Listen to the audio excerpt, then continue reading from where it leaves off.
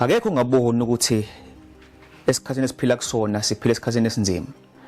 Njoba sibona nje kunento eziningi ezenzekayo emhlabeni wethu esiphila kuwona.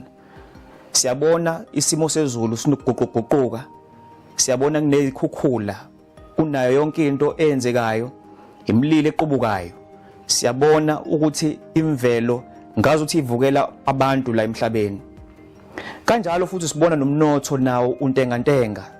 Lapho futhi sibona futhi nesimo somnotho sibheda.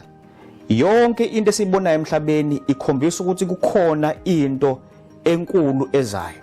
Zonke lezi zinto zingama signs noma sithi izibonakaliso ezikhomba ukuthi siphila esikhathini esinzima and zonke izinto azifani nakuqala. Konke kuhlukile, konke kuyathusa, konke kwenzeka ngesivinini esikhulu.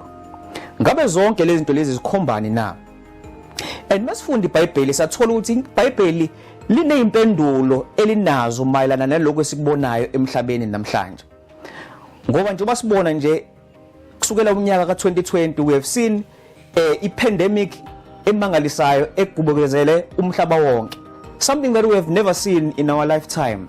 Even in history mangabe ufunda nayo, we have pandemics before, but kodwa ke ay-regional uthothi ayihlasele i-continent ne-continent noma amazwe namazwe, but we have never seen anything like this ekwazi ukuthi umhlaba wonke uvalwe ngenxa yesifo nje esodwa lesi ekuthiwa ke i-COVID-19. Yonke lento ziyinkomba zokuthi kukhona okukhulu kuzayo. Now yini ke singayithola mangabe sifunde eBhayibhelini? If we read iBhayibheli laphana kuMatthew 24 uverse 6 kuya 8 uthi ke niyakuzwa izimpi namahemhem ezimpi, bhekani ningathuki ngokuba kumele ukuba kwenzeke, kepha ukuphela kobe kungakafiki, ngokuba isizwe siyakuvukela isizwe nombuso uvukele umbuso, kube khona indlala nokuzamazama kumhlaba izindawo ngezindawo, kepha konke lokho kungukuqala kwemihelo. Now lenkulumo leyikhulunywa uJesu eBhayibhelini la khona abafundi bembuzo ukuthi ke ukuphela komhlaba kuzokwenzeka nini as uJesu enze idiscourse wakukhuluma nawe bachazela ukuthi ithempeli labalibonayo elilihle babe ekwakuyi ijewel yezwe labo ukuthi liyobhidlizwa and bayitshela ukuthi bona lokho kwenzeka ngenxa yokuphela komhlaba. Siyazi ukuthi ke ithempeli labhidlizwa ngo-AD 70 lase Jerusalem, but kodwa ke la uJesu uthi mabe banika impendulo ubanika impendulo emixekile noma exubene nama events okuchithwa kwethempeli lase Jerusalem kanye nokuphela komhlaba. So in other words uJesu mingled lezi zinto zombili, but kunama signs specific uJesu akhuluma ngawo lawo siqeda ukwafunda manje. uJesu ukhuluma ngamahemhem ezimpi nezimpi nokuvukelana kwembuso, ukhuluma ngokuzamazama komhlaba, ngama earthquakes ahlukahlukene, izizwe zivukelana, uthola ukuthi la izimpi ezinkulu ekukhulunywa ngazo and okunye nokunye okuchazwayo nesimo sendlala. And umufunda kwiversion le eKing James ieda futhi nezifo, meaning ama pandemic noma ama epidemics mangabe uzokubeka kanjalo. So all these things zikhomba lama signs uJesu ayikhuluma ngawo. Na omunye uzothi ke these signs have happened before eminyakeni eminingi eyadlula, izilento zenzeke ukuthi kube khona indlala, kube khona izimpi, kube khona ini. Yes, you are correct, right mangabusho njalo. But buka ke manje ukuthi ke lezi zinto kuleminyaka kusukela from 2020 zenzeka ngayiphi indlela, zenzeka with such intensity and is involve wonke umhlaba. Ekubeni lama events lawa uJesu akhuluma ngawo eqaleni bethinta lokho lamazwe nalalamazwe lawa, but for the first time sibona umhlaba wonke uthinteka ngezinto ezenzekayo emhlabeni. Hello and welcome to Gravitas Plus. I'm Priyanka Sharma. Today I come to you with some questions. Is a mega natural calamity waiting to happen? A pharaonic natural disaster that could kill millions of us? These questions crop up courtesy the events of 2023 so far. It's hard to ignore that this year has been slightly unusual. From record-breaking temperatures, to extreme downpours, to lethal floods, to deadly tremors. We've seen it all this year. That too on a massive scale. In February this year, there was a 7.8 magnitude earthquake in Turkey. Over 59,000 people died. I repeat, 59,000. In March, a 6.8 magnitude quake struck Ecuador. It killed 18 people. The same month, a 6.5 magnitude quake struck Afghanistan. It claimed the lives of 21 people. And in September, a 6.8 magnitude earthquake struck Morocco. The death count, 2,960 people. These were earthquakes. 2023 also witnessed an unusual tropical cyclone activity. Most of them were Category 5 storms, the most devastating type of cyclones. Since 1980, there have been an average of 4 such storms per year. However, this year there were 5 such storms, that too in the first 5 months. Cyclone Freddy in February, Cyclone Kevin in February, Cyclone Ilsa in April, Cyclone Mocha in May, and Cyclone Mawar in May. All these cyclones broke records when it comes to wind speed or the scale of damage caused. If we speak of Cyclone Freddy, it ravaged 4 African countries for over a month, between February 6th and March 15th. The countries in question were Malawi, Mozambique, Madagascar, and Zimbabwe. A total of 1,000 people died in these countries due to the cyclone. 500,000 others were displaced. Then, in the middle of May, Cyclone Mocha rocked Myanmar's Rakhine state. It proved to be one of the strongest cyclones to hit the region. It killed an estimated 145 people, sweeping away infrastructure, homes, schools, businesses. According to the UN, the cyclone impacted 800,000 people overall. Next, we have floods. There were an unusual number of floods too this year. The most devastating one was in Libya. It was triggered by Storm Daniel, which caused catastrophic rainfall, wiping out entire neighborhoods and sweeping homes into the ocean. More than 11,000 people died in the floods. 10,000 others are still missing. A month before this, in August of 2023, there were floods in China. Over 82 people died. 82,000 people were displaced. 59,000 houses collapsed and 147,000 homes were damaged. Then we have South Sudan. This year it has experienced an unprecedented phenomenon. The country saw its 4th year of historic flooding. It impacted around 1 million people, sinking around 47,700 kilometers square of land. For the sake of perspective, this is 20 times the size of London. It all remains underwater. In India, meanwhile, there have been floods all around the year. Together, they claim the lives of over 186 people. It's October now, and the floods haven't stopped. This week, there were flash floods in Sikkim. The deluge submerged vast swathes of land, washed away roads and bridges, triggered catastrophic landslides, and collapsed countless homes. The trigger for these floods was a cloudburst, although many suspect that it could have been due to a glacial lake outburst flooding. In 2023, the temperatures too broke several records. In fact, reports say that the year 2023 is on track to be the hottest year in human history. Just look at some recent developments. Look at this graph now. It shows you the number of deaths from disasters in the last 6 years. The term disasters here includes all geophysical, meteorological and climate events, like earthquakes, volcanic activity, landslides, drought, wildfires, storms and flooding. In 2018, there were over 11,000 deaths due to disasters globally. In 2019, the figure again stood around 11,000. In 2020, it climbed to over 15,000. In 2021, over 10,000. In 2022, over 76,000 people died due to disasters globally. And as of October this year, there have been more than 62,000 deaths. Ngalama signs la ukhuluma ngawo. And this is what we see eyenzekayo emhlabeni. Ekuchaza ukuthi ke lokho uJesu ayikhuluma ngakho yilokho okuthinta wonke umuntu emhlabeni. Okwama signs okukhombayo ukuthi ekugcineni sesifikile ekugcineni kwesikhathi. Ngoba uJesu uthe if mase nibona lezi zinto zenzeka azini ukuthi sekuyiqala kwemihelo, meaning uma sizibona lezi zinto zenzeka uchaza ukuthi izinto isazoba worse kunaloko ezikona namanje. That means sisazobona okuningi okukhulu okuzayo ngokusho ke kweBhayibheli. Now, ithini into na? Ithi ke into things are going to get more intense as isikhathi siqhubeka. And as isikhathi siqhubeka, things are going to get more worse and worse. Sizobona ama floods, sizobona ukuwa kwemnotho, sizobona izifo ezinye ziphindelela, sizobona ukuzamazama komhlaba, sizobona imbuso ivukelane, sizobona kunama unrest akhona enzekayo around the world as we see them happening now izwe nezwe uma ngabe uzobheka izindaba zikutshela sobala ukuthi khona okwenzekayo as we speak and khona okuwese okuzayo, because wonke amazwe they are at an unrest ngenxa yezimo ezenzekayo emhlabeni. Now enye into ufuna sicheke la bazalwane, we have this thing esibiza ngokuthi ke i-climate change, ukuguquka kwesimo sezulu ekukhulunywa ngawo kusematheni endabeni. Now what is the cause of i-climate change? Ngokusho kweBhayibheli, njalo iBhayibheli mangabe likhuluma uNkulunkulu uyavumela uSathane ukuthi alethe ama-disasters ngenxa ukuthi abantu basuke behlubukile behlubuka uNkulunkulu.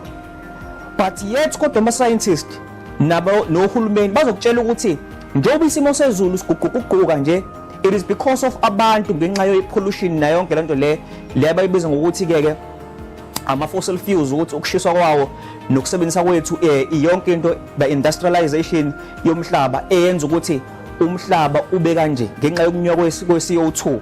But leyo nto leyo uma mabe ufunda iBhayibheli, that is not true. Ngoba ufunda iBhayibheli uthi uNkulunkulu when abantu behlehla kuyena and be becoming more wicked, leyo nto leyo izodala ukuthi uNkulunkulu ezehlehla kubona uSathane a-exercise amandla akhe okubulala abantu nokudestroya imphefumulo yabantu. Njengoba sibona kwenzeka ikhukhula siyibonile la eSouth Africa zidamage kangakanani imphefumulo yabantu njengoba sibonile nje. Do not listen to them when they tell you ukuthi climate change is caused by the fossil fuels. It is caused by our wickedness. Ububi obukhona emhlabeni lobo busebandile obenza ukuthi uNkulunkulu withdraw umoya wakhe osivikelayo kulomhlaba, and uSathana exercise amandla akhe abulala abantu. And uNkulunkulu is looking for us ukuthi si repent. But as sibona umhlaba kunokuthi repent, things are getting much more worse. Crime rates iyanyuka, ukubulalana nezimpi konke kuya ngokuba worse. Now another aspect efuna sibheke concerning isikhathi sokugcina. Mangabe ufunda Isambulo chapter 13 uverse 16 no 17 uthi ke ukhuluma ngesilo la, ngoba lapha ku chapter 13 kwesambulo kunezilo ezimbili ekukhulunywa ngaso lapha. Kuthiwa ke mase kukhulunywa ngalezilo lesi sisodwa sawo, kuthiwa ke senza futhi kuba bonke abancane nabakhulu nabacebileyo nabampofu nabakhululekileyo nabayizigqila bazibe kuphawu esandleni sabo sokunene noma ebunzini labo, ukuba angabikho othenga nokuba athengise uma engenalo uphawu, igama lesilo noma isibalo segama lazo. Na uNkulunkulu lana usinika an insight, iprofesi le ekhuluma ke ngesikhathi sokugcina. Manje ufunda u13 uphinde ufunda uchapter 14 wesambulo, uyachaza ukuthi kuzoba nento ebizwa kuthiwa ke uphawu lesilo that will be implemented lapha abantu khona bengeke bakwazi ukuthenga, bengeke bakwazi ukuthengisa if bengenalo lolu phawu lolu. Now abaningi bake bathi uphawu lolu i-microchip noma yini noma i-vaccine certificate, yonke lento abakhuluma ngayo. But uma ufunda iBhayibheli, isilo uphawu lelo silo is something else esobuye ukuxoxa ngelinye ilanga. Nabanye abayine interest mhlambe bangangena ku channel yethu ku YouTube because sikhuluma kabanzi ngophawu lesilo. But lana kukhulunywa ukuthi uma ungenalo uphawu lesilo then une mechanism ezoba khona ezodala ukuthi wena ungakwazi ukuthenga, ungakwazi ukuthengisa, meaning ukucontrola kwakho kokuthenga nokuthengiswa yiko kuzokwenzeka ngenxa yokuthi wena unqabile ukwamukela uphawu lwesilo. This is what the Bible says. Now ithini ke indaba na ngabe lesikhathi la iyafitha yini inkulumo kunento eyenzeka manje? The digital euro is on the move. Yesterday, the Governing Council of the ECB approved the opening of the preparation phase. It will be a journey, and we will walk the journey together with the legislator. All European institutions will be involved to make sure that Europe is equipped with the currency of the future. Cash is here to stay. You will have all options, cash and digital cash. So what does it mean for you? For consumers, it will be free and easy to use everywhere in the euro area. All of that, of course, is subject to the legislative process. Cash or digital, the choice will be yours. You euro, your choice.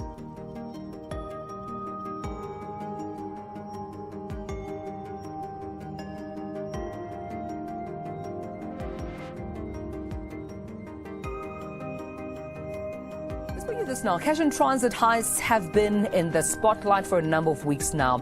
On top of that, robberies and ATM bombings have become prevalent. Gauteng Premier Banyasali Sufi says there is just too much money circulating in, of course, its effort to combat crime. The province is now considering, though, going cashless. So tomorrow it's holding a cashless indaba with all the stakeholders, and the Premier joins me now to have this conversation. Premier, thank you so much for your time and a good afternoon. As you can see, bazalwane, now in this time that we're living in, ukuthi ohulumeni bomhlaba, they are introducing something ebizwa kuthiwa ke i-CBDC, ma-central banks digital currencies.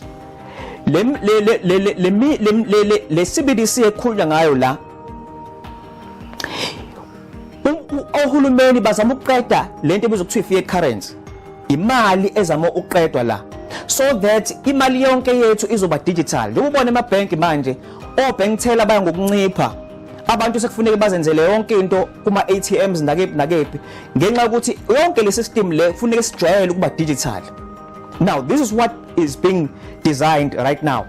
Amazwe amaningi njengo Jamaica or United Kingdom, namanye amazwe amanye nala eAfrica noko Kenya nakephi, they are busy piloting this thing ebizwa kuthiwa ama CBDCs, so that cash uzoba phased out. So once cash will phased out completely bazalwane, it means then uma mangabe uhulumeni ebona ukuthi we threat noma wena wenzi lento ayifunayo, ngeke ukwazi ukuthenga, ukwazi ukudayisa, meaning your account noma your CBDC will be frozen. Ngeke usakwazi ukuthi wenze ama transactions. This is where we are going bazalwane, yila isiyakhona. So that means le prophecy le akuyikinye isikhathi in history le prophecy bezokwazi ukufifileka khona ngaphandle kwesikhathi esiphila kusona.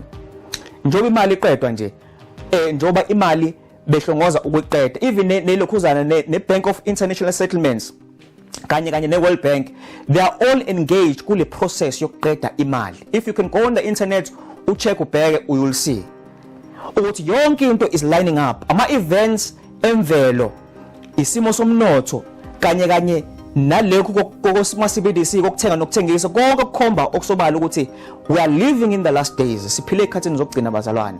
Ingane kuphela engaboni isikhathi esiphila kusona. Now ithini into na, ithi ke kuyonke lento kuthiwa ke there is one last great deception usathana azoyenza just before uJesu abuye, just before umhlaba uphele. Uthi umfundi uMatthew 24 uverse 23 get 25 uthi khona uma umuntu ethi kini bekani nangu Kristu noma nangu ya, ningakholwa ngokuba bayokuvela oKristu bamanga nabaprofeti bamanga baveze izibonakaliso ezinkulu nezimangaliso ukuze kudukiswe nabakhethiweyo uma kungenzeka. Bekani senginitshelile ngaphambili. In other words, uJesu wasiwonisha la ukuthi prior to ukubuya kwakhe kuzofika uKristu wamanga. And umufundi iBhayibheli manje ufunda na kuma Corinthians kuthiwa lana even uSatan is able to transform himself ukuthi azenze ini ingilosi yokukhanya.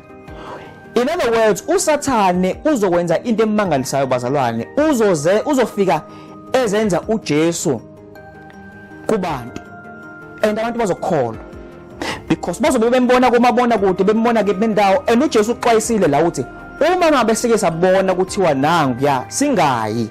Ngoba iBhayibheli liclear ukuthi uJesu mebuya uyobuya kanjani, akekho umuntu oyotshela omunye umuntu ukuthi nangu uJesu, wonke umuntu uyobezibonela yena. uMateyu 24 uverse 29 ke 31 uthini la uthi kepha masinyane emva kosizi lwalezo zinsuku ilanga liyakufiphazwa nenyanga yekukhanya nezinkanyezi ziyakuwa ezulwini namandla ezulu ayakuzanyazanyiswa, khona kuyokubonakala ezulwini isibonakaliso sendodana yomuntu, bese zikhala izizwe zonke zomhlaba zibone indodana yomuntu iza emafwini ezulu inamandla nenkazimulo enkulu, iyakuthuma izingilosi zayo ngokukhala kokukhulu kwecilongo, ziqoqa abakhethiweyo bayo emoyeni yomine kusukela emkhawulweni omunye wezulu kuze kube komunye. In other words, labazalwane, ukubuya kwaJesu is something engeke uzuyibone ku-TV, but it's something else obe ibone wonke umuntu emhlabeni. Akekho umuntu ongaze ayibone ngoba kube kukhona ukuzamazama okukhulu, inkazimulo kaJesu nengilosi zakhe, konke iBhayibheli likhomba lokho uJesu uqobola ukukhuluma lento bazalwane. It's not someone else okhuluma lento le.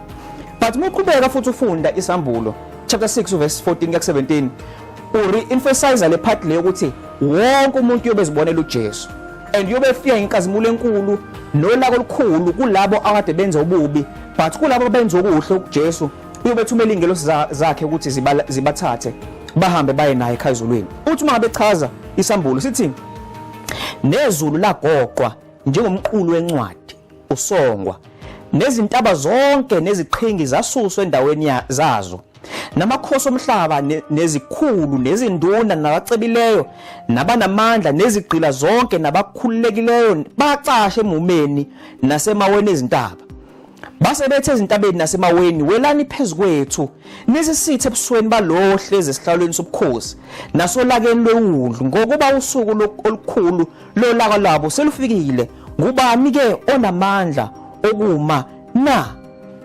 This is where we at bazalwane. uNkulunkulu is warning us ukuthi ke singaweli ama deceptions noma inkohliso yezikhathi zokugcina. uSathane is going to plan something massive bazalwane ezodida imiqondo yabantu abaningi kakhulukazi abazalwane. Ngoba uSathane abaningi bamcabanga njengomuntu onempondo nemsila nawo konke nezimpiko into esabekayo but iBhayibheli mele mabuzo ufunda ichapter 12 esambulo likhuluma ngoSathane as an angel ukuthi uma ngabe fika kuwena ungazibona wena engathi ubona ingilosi yokukhanya kanti uSathane uqobo lwakhe. That is why we need to study izwi laNkulunkulu sizifundele thina ukuze sibone uNkulunkulu uthi uthini. Now into ke emqoka bazalwane kule video njoba nginenzele yona that you must understand ukuthi there has to be a preparation efuneke iyenziwe ilabo abakholwa izwi likaNkulunkulu because it's not enough ukuthi uwazi ukuthi kuzokwenzekani but we must make necessary preparations. Unowetshelo ukuthi umhlaba uzophela kukhona izinto ofuneka unowazenze njengokwakha umkhumbi nokuprepare ukudla kwakhe nezilwane nazo zonke lezo zinto lezo. Nathi ngokunjalo njoba sisesikhathini sokugcina uNkulunkulu is calling us to make preparations for lesi sikhathi. Two ama preparations efune siwenze bazalwane. Number 1 we have to do physical preparation. Number 2 ufuneka senze lento ebizwa kuthiwa spiritual preparation. Oqala nje bazalwane mesikhuluma ngophysical. Njengoba singeke sikwazi ukuthenga nokwazi ukudayisa. If walamukela uPaul esilo ngeke uze ukwazi ukuthi usindiswe. iBhayibheli liclear mangabe lichaza lapha. Into ezokwenzeka nje uzothola ulaka likaNkulunkulu ngokwamukela uPaul esilo because lo Paul esilo luyi test yabantwana baNkulunkulu ukuba bamukela iauthority kaNkulunkulu yini noma bamukela iauthority yesilo esicontrol uSathane. So you have to make a choice lapho. But leyo choice leyo kufanele uyenze in an informed way. Lana mekhuluma physical preparation bazalwane we have to have land. Kufanele sibe nomhlaba. Sihambe siyohlala emakhaya sitshala ukudla kwethu because if besingasakwazi ukuthenga nokwazi ukudayisa nokuthengisa it means we won't be able to buy food. Njengoba sinama conveniences ukuthi sikwazi ukuhamba siye ema-mall sihamba sema supermarkets siyothenga ukudla ngeke senzeka lokho. It means we need to be able to grow our own food kuleso sikhathi leso and have our own water source sikwazi ukuthi amanzi siyitholele thina wonke ama tools esiwadingayo everything ifuneka sihlanganise so that we will be able to survive this time. Ngoba if ingane ikhala ubone ukuthi nalo uPaul esilo kumele ulamukele ingane iyakhala ilambile ifuna ukudla ngenxa yokukhala kwengane you will accept lolu Paul esilo knowing ukuthi lolu Paul lolu uphawu all represent uSathane. But kodwa uNkulunkulu uthi ke prepare yourself, get out of the cities, phuma endaweni ezipopulated uye endaweni ezisemakhaya la uzokwazi ukuthola umhlaba utshale ukwazi ukuphila nomndeni wakho. Spiritual preparation bazalwane uJesu ngekamnyise umuntu ekhaya ezulwini onesono. That is true bazalwane. iBhayibheli liclear uJesu wafika ezosifela izono zethu so that uma mesifela uJesu mesamukele njengenkosi nomsindisi izono zethu zonke ziyahlanzwa bese uJesu asipha umoya wakhe ongcwele. Umoya wakhe ongcwele is there to give us power over sin bazalwane. Umoya ongcwele is there to give us the power over sin so that we may overcome isono and overcome uSathane. Ngoba asikwazi ukovercome isono bazalwane ngamandla ethu ngoba sithabathelwe esonweni we are sinners. We need the blood and the spirit of Christ bazalwane. Sidinga igazi laJesu nomoya kaNkulunkulu ukuze sikwazi uku-overcome. So uNkulunkulu is calling us bazalwane to prepare for these last days, ngoba if we don't prepare bazalwane sizolahlwa. Amen.